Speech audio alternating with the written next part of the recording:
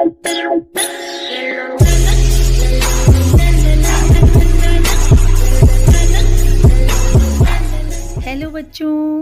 बच्चों, आज हम व्याकरण में भाषा, लिपि और व्याकरण के बारे में पढ़ेंगे।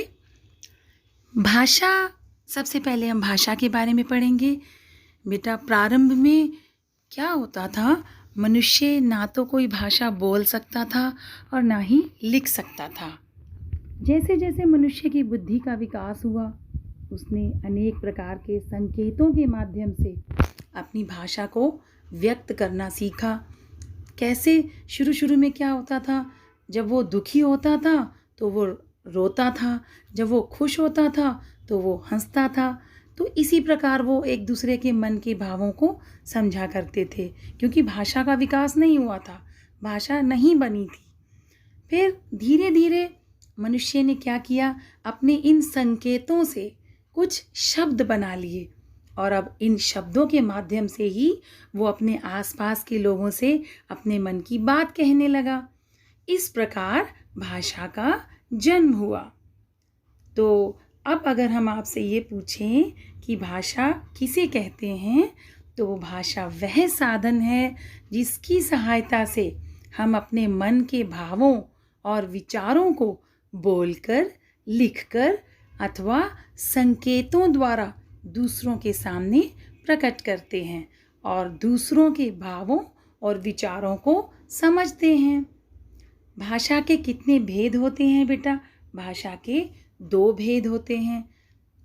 एक होता है मौखिक भाषा और दूसरा होता है लिखित भाषा। अब हम इन दोनों भेदों के बारे में जानेंगे। सबसे पहले है मौखिक भाषा। मौखिक मुख से बनता है, मौखिक यानी मुख से बोलकर जब हम अपने भावों, अपने विचारों को दूसरों के सामने प्रकट करते हैं तो वो होती है मौखिक भाषा। दूसरा है लिखित भाषा। लिखित भाषा का मतलब जब हम अपने मन के विचारों को, मन के भावों को लिखकर दूसरे के सामने प्रकट करते हैं। हम लिखते हैं और दूसरा उसको पढ़ता है, वो समझ जाता है कि हम उसे क्या कहना चाहते हैं। तो ये हैं भाषा के 2 भेद, मौखिक भाषा और लिखित भाषा। बच्चों, इसके अलावा भाषा का एक और रूप भी होता है, वो होता है सांकेतिक भाषा। सांकेतिक का मतलब संकेत से, जब हम किसी इशारे से किसी को अपनी मन की बात समझाते हैं, बिना बोले, बिना लिखे, सिर्फ इशारे से। इशारे को क्या बोलते हैं? संकेत। तो वो होती है सांकेतिक भाषा। उदाहरण के तौर पर इस तस्वीर में आपको दिखाई दे रहा है, ये ट्रैफिक पुलिस आपको दिखाई दे रहा है। ट्रैफिक पुलिस को आपने अक्सर देखा होगा, वो सड़क पर क्या करता है? जहाँ पर ट्रैफिक वो कंट्रोल करता है, वो सिर्फ अपने हाथ के इशारे से लोगों को बताता है कि कहाँ आपने गाड़ियाँ रोकनी हैं, कब आपने अपनी गाड़ी चलानी है। वो बोलता नहीं है, सिर्फ इशारा करता है, संकेत करता है। तो ये होती है सांकेतिक भाषा, जिससे हम संकेत करके, इशारे के द्वारा हम अपने मन की बात दूसरे को कह सकते हैं। इसके बाद है लिपि। लिपि किसे कहते हैं बेटा? लिपि वो होती है, वर्णों या अक्षरों को लिखने का ढंग लिपि कहलाता है। जब हम बोलते हैं तो हमारे मुख से कई प्रकार की ध्वनियाँ निकलती हैं।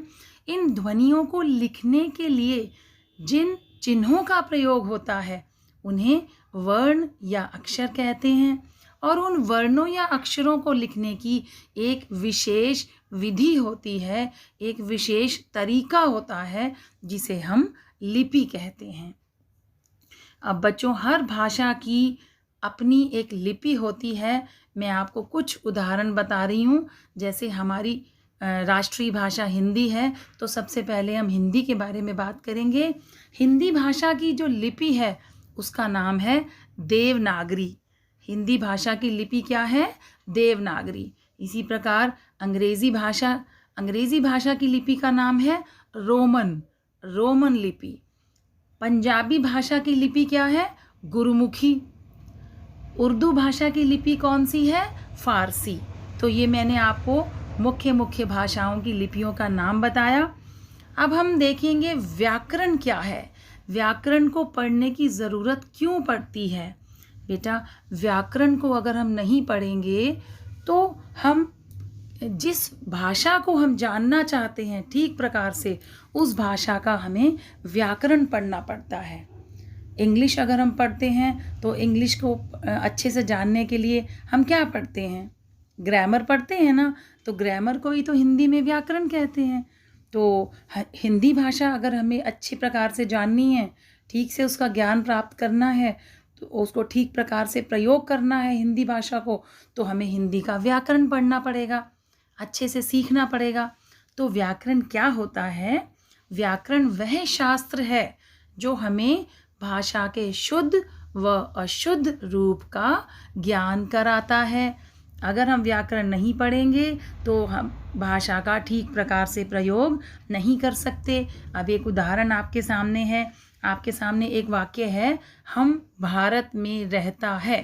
बेटा, ये वाक्य व्याकरण की दृष्टि से अगर हम देखें तो ये गलत है, क्योंकि अगर ये सही, अगर व्याकरण के नियमों के अनुसार अगर हम इस वाक्य को बोलें या लिखें तो कैसे लिखेंगे?